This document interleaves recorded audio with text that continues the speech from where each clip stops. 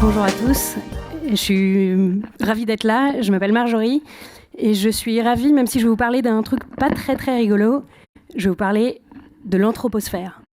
Alors, l'anthroposphère, qu'est-ce que c'est ? C'est en fait la partie physique de l'environnement au global qui est affectée par l'activité humaine, soit produite, soit modifiée.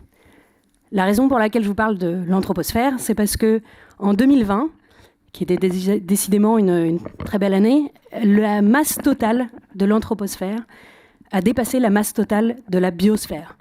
C'est-à-dire que la masse des trucs, des voitures, des avions, des routes, des ordinateurs, a dépassé la masse totale des animaux, des arbres, des corps humains, des champignons. Donc, la masse totale des trucs et la masse totale de la vie. Pour autant, on continue à produire des trucs, et en plus des trucs qu'on jette. Pour vous donner un ordre de grandeur, c'est ça. On produit chaque année, chacun d'entre nous, à peu près 600 kilos de déchets. Donc des trucs qu'on jette. Et si on regarde un peu plus précisément ce que deviennent ces trucs, ça devient encore plus absurde. Là, vous avez 2 bouteilles de plastique qui se ressemblent à peu près en tout point. Il y en a une qui est en plastique vierge, l'autre qui est en plastique recyclé. L'une qui est en plastique à partir de pétrole puisé à des centaines de mètres sous terre, l'autre qui est du plastique à partir de plastique.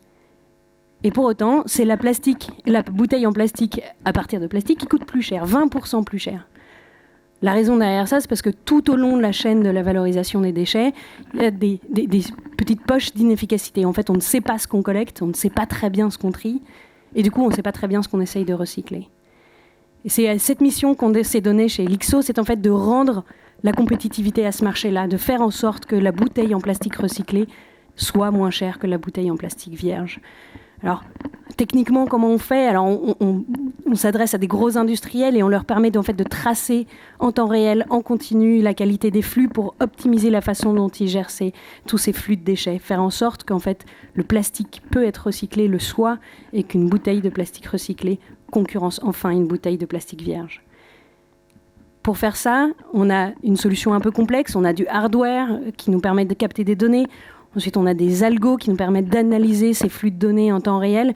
Et ensuite, on renvoie tout ça vers des dashboards ou alors on envoie ça directement à nos clients qui sont encore une fois des gros industriels, la plupart du temps mondiaux.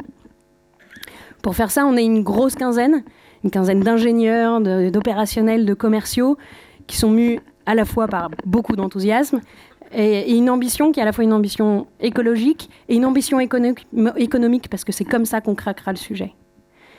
Pour ceux qui ont à peu près bonne mémoire, j'étais déjà ici il y a à peu près 1 an et demi et on vous avait partagé ce chiffre-là. On avait analysé depuis le début de la boîte, qui était à peu près 2 ans auparavant, 20 000 tonnes de déchets. Aujourd'hui, on analyse 25 000 tonnes de déchets par mois, ce qui montre à peu près l'attraction. L'autre point que je voudrais vous montrer, c'est cette petite carte qui était celle que j'avais montée il y a 1 an et demi. On avait juste besoin d'une carte de la France pour montrer l'implantation de nos clients. Aujourd'hui, on a besoin d'un globe pour le montrer et on en est très fiers. Pour autant, le challenge, l'ambition reste monumentale, mondiale, absolument gigantesque. C'est grâce à vous et grâce à 50 aussi qu'on va peut-être infléchir un tout petit peu sur cette courbe de la croissance de l'anthroposphère. Merci beaucoup.